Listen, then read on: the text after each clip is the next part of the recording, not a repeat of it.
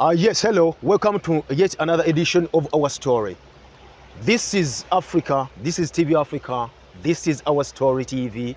And we're talking about our stories, our own stories. I'm privileged to be having you once again who are watching and viewing, of course, from wherever you are. My name is Omulangira Kalema. And tonight, I am humbled and privileged to host one of the most prominent people on this planet Earth. I have a brother, a teacher, a father, a philosopher, a bishop. You know, you call him whatever you want. Bishop Joshua Maponga. You're most welcome. Thank you. Thank you. How are you doing? Uganda is always good for me. I'm quite happy. I come for some few business meetings, so you're lucky to have caught me while I'm doing my other things. Yeah. When you say Africa, what is Africanism? Africanism is self-determination. Africanism is people free to be themselves. You see, it's only us who are still struggling to define ourselves. You will never hear people asking, what does it mean to be a Chinese? What does it mean to be a European? What does it mean to be an American? But for some reason, the African must define themselves. Why must we define ourselves? Because we've been contaminated. Why? We've been invaded. We've been colonized. Our identity has been altered. We are now coconuts. We're brown outside, but our software is white software. Weddings are white. Our education is white. Right, yeah. Our food is white. Our clothes are white. Our parliaments are white. So at the end of the day, when you're asking what is an African, it's a very good question.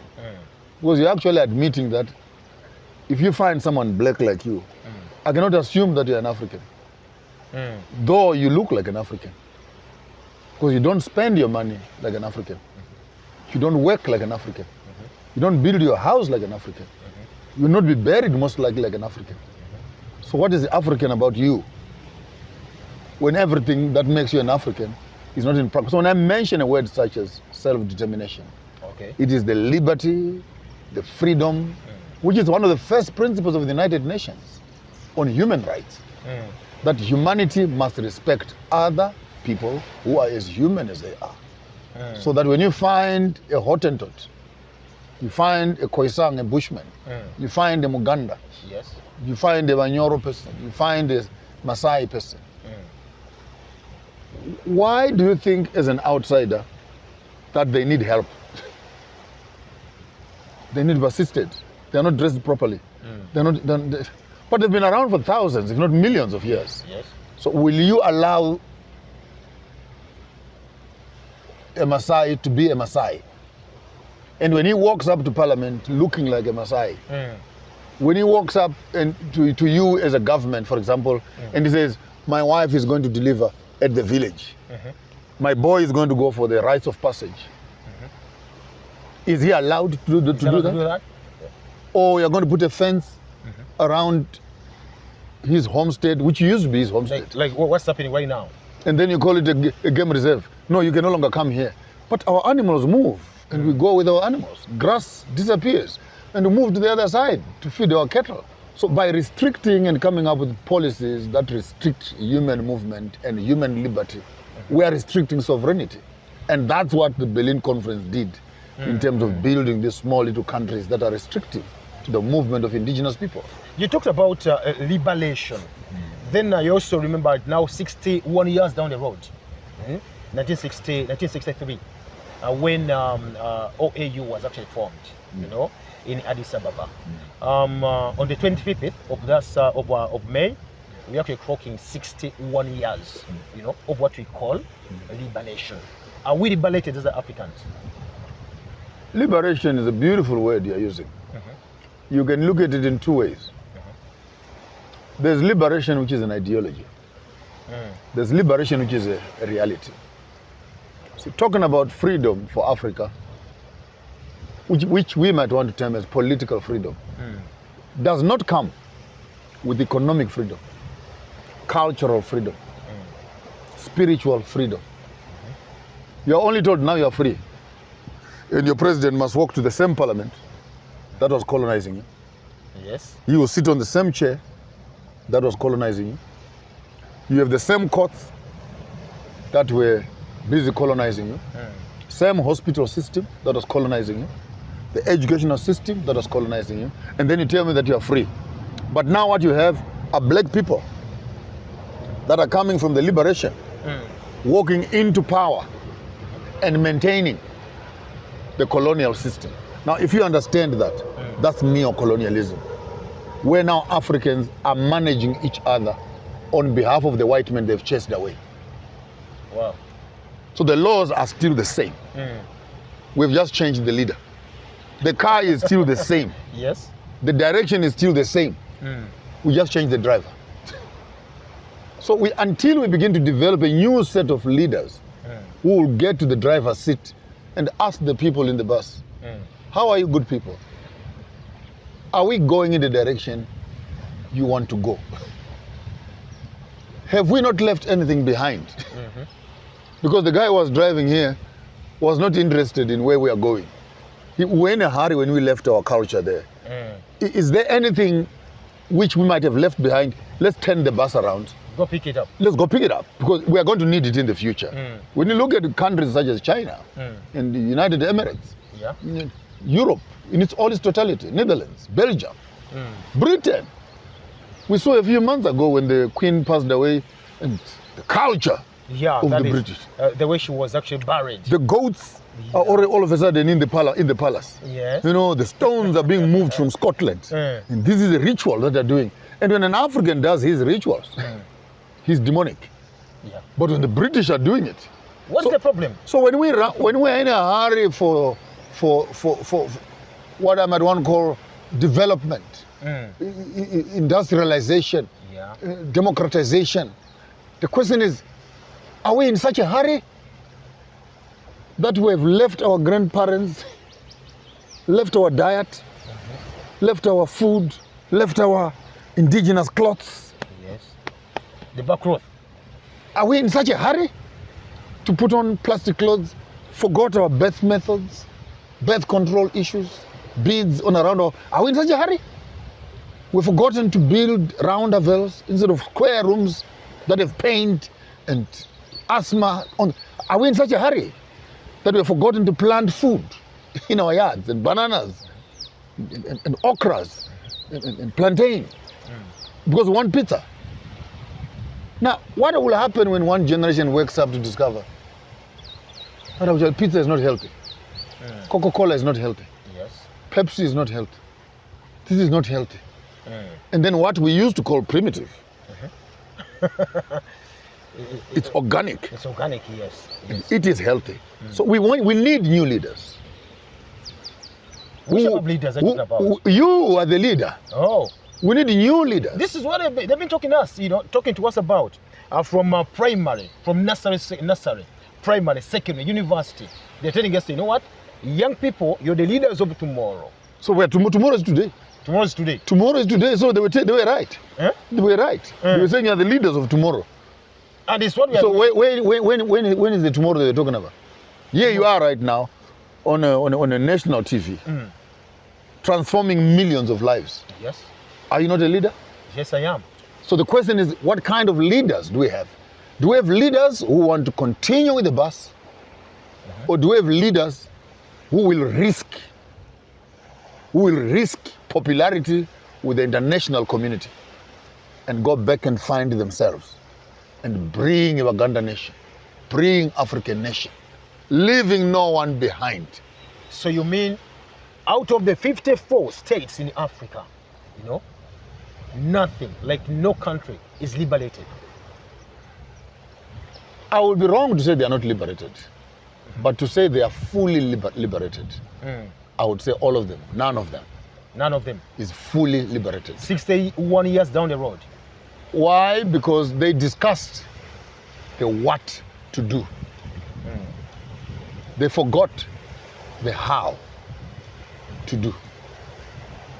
So the Africa Union was discussing what Africa must do. What Africa must do. Yes. But the how part, it's one African president. How are we going to achieve that? one army. How are we going to achieve that? One passport. How are we going to achieve that? One currency. How are we going to achieve that? One university. Maybe one language in terms of our conversation, so that everyone, we can destroy the Francophone, the Anglo-Saxon, the German thing. So the real issue is the mechanics. So our forefathers, Kwame Nkrumah, Julius Nyerere, Kamuzu Banda, and then Robert Mugabe, and the rest of them, Lumumba, and His Highness Haile Selassie. Beautiful meeting that they had. What we must do for Africa. Wow. Recently, we've had coups in West Africa. Then the recent one happened in just our neighbor here, DRC, where they survived. Almost. Almost. You know, what's wrong with Africa? What's wrong with Africans? It's not what's wrong with Africans. Because when you take that angle of what's wrong with Africans, then you blind sight yourself to the interests of other parties. So there are many factors that affect Africa. Very first factor could be civil, in terms of misunderstanding within the community, the disparity between the youth and the young people and old people as to how a country must be run. And secondly, it's opposition party politics. Opposition party politics. Yes, where those that are in the country are not interested in building the nation, they're interested in opposing the present government. Just opposing. And they forget that when they become the ruling party, they will also have opposing parties to the opposing parties. So the politics just becomes opposition party politics. It's what we call democracy. It's not democracy. It's what we call it. The most successful countries in the world are not even democratic. But that's a conversation for another day. Okay. Party politics becomes an exciting thing, because now under democracy, anyone can raise money, start a party, and you're going to oppose everybody. But before you oppose the government, you must go home and start an opposition party in your father's house. Then you will know that you understand the dynamics of opposition politics. Number three, then you have multinational companies that have interests in the activities that are happening in that country. And when they don't get their contracts right, when they don't get their deals right, instead of fixing whatever problem that they have, they would rather remove the person who refused to give them the deal and then sponsor someone else who will go there, and then the person can afford them and give them back. So when you look at it's a promise. When you look at the person that is going into power, you always want to know who is sponsoring him, because the person who is sponsoring him has an interest. That's what we call the interest of the multinational. And ultimately, it is actually the colonialists who don't want to let go their hands of the benefits that they were getting for free. You look at Niger, where they were buying uranium for peanuts. Yes. No, I can't remember. They were saying it's $200 or something like that, and they were selling it almost like thousands of dollars later. Yeah. And then when you stop France from accessing that which they were getting for free, it's almost like we're dogs. These European dogs, I call them, that have been eating in Africa for free, eating our chickens for free, eating our cattle for free, taking our minerals for free. And then you get up in the morning and say, now you need to pay for what you've been eating for free.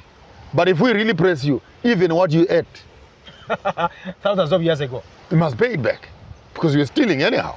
But anyway, that's a story for reparation for another day. But when you tell a dog that has been eating eggs for free, that it must start paying for the eggs it has been eating, surely you're going to start a war. So when you look at a coup in Africa, you need to consider the local politics, national politics, consider the party politics, consider the multinational relationships and business deals that are in the pipeline. Ultimately, you need to consider also the interest of the colonial states that still want to have access to those resources. You know, when we talk about the colonialists, then we can bring about, for example, still the opposition in the politics. Then we look at, for example, how strong is the opposition in Africa? We don't need opposition parties. Why? We need alternative parties. Alternative parties? Because the country is more important than the party. What do you mean? The country will be here after the party is closed. The people will be here. Yes. So if you are in opposition, you're opposing what? Opposing the country. You're opposing the president and the ruling party. What are you opposing exactly? Whatever bad they are doing. So it's ideology. So what you do, you take someone that has an alternative view to come into parliament. Then we talk as alternative parties, not opposition parties. If you say it's an opposition party, it means that when I build a road, you must oppose me. When I build a hospital, you must oppose me. When I buy, like what you have seen in our country, in Zimbabwe, the president builds the hospital. No, but we don't have roads. Yes. Then the president builds the road. No, but the airport is not good. Then you build the airport. You oppose basically. Opposition politics simply means now we've started the Zig dollar. No, it won't work. No. Then what works? What ideas do you have? Bring alternative solutions. Rather than just making noise for the sake of making noise. To be known that you're in opposition, what are you opposing? So take it from me. You cannot oppose a country. No, opposition politics does not work. Alternative politics. Then what you do, unite with the powers that are in place. If you are a child in your father's house and you have a brilliant idea of how the family can develop, do you start a party or you sit with the man? You sit with him. What do you lose? Why can't you carry the same Africanism, the same Ubuntu? If you have brilliant ideas as a young boy of how the country must run, what do you lose? What do you lose? Sitting down with an old man. Now we have a saying, for example, in Africa, in Uganda to be specific, you know, that let the old people stay aside. Let the new blood, the new generation take up, you know, because they've been in power for so many years. You gave me a title which will make you uncomfortable. You called me a philosopher. Yeah. So he is a philosopher. I grew up in the farms, herding cattle and plowing. There are two types of oxen that you have. You have the young oxen that is full of energy, full of power, full of ideas. And then you have an old ox that is less energy, but full of discipline. When you yoke the young ones by themselves, you spend the whole day running, drawing nothing. When you take the old cows by themselves, you will work very little. When you combine the young one and the old one, you will plant the field. Sure. The discipline of the old one will keep it in line. The energy of the young will pull the lines. So we need a combination of discipline and energy.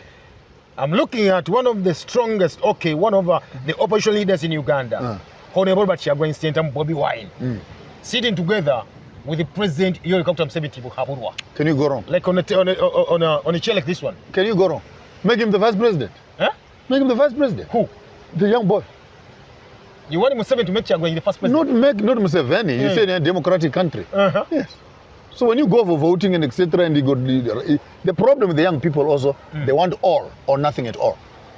I must be the president, or else I'm not interested. We have the same thing in Zimbabwe.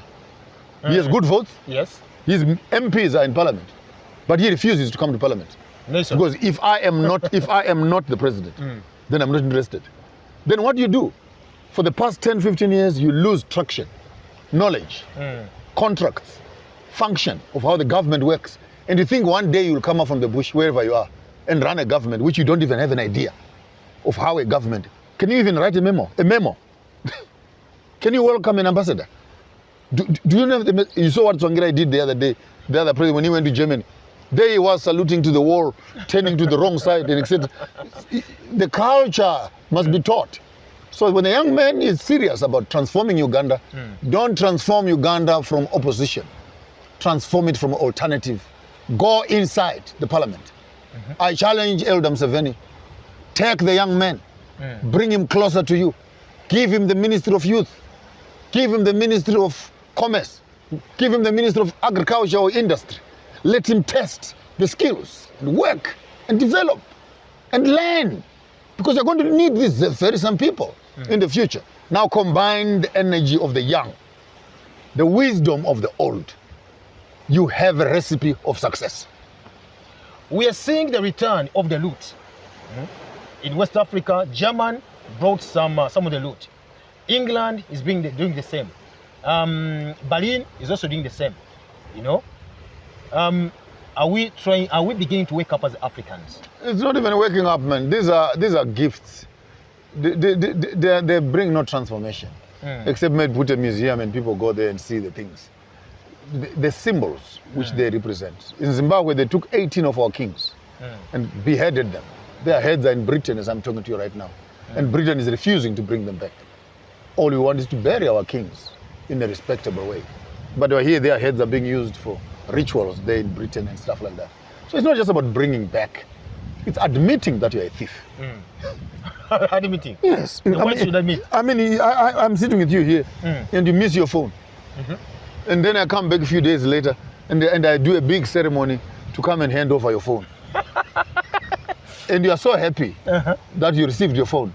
No. I'm taking you to the police station. Yeah. I have found a thief who stole my phone. And the business that I lost while this phone was away, maybe you must compensate me for it. So we cannot be happy that they're bringing back trophies. We want to know the reparative measures that are in place in terms of the theft. And admission to that theft means they must pay for the crimes that they've committed. Your word to the African leaders who are about to converge, who are about to celebrate Liberation Day, in just a minute or two. 1 minute only. They don't need to go to China. They don't need to go to Europe.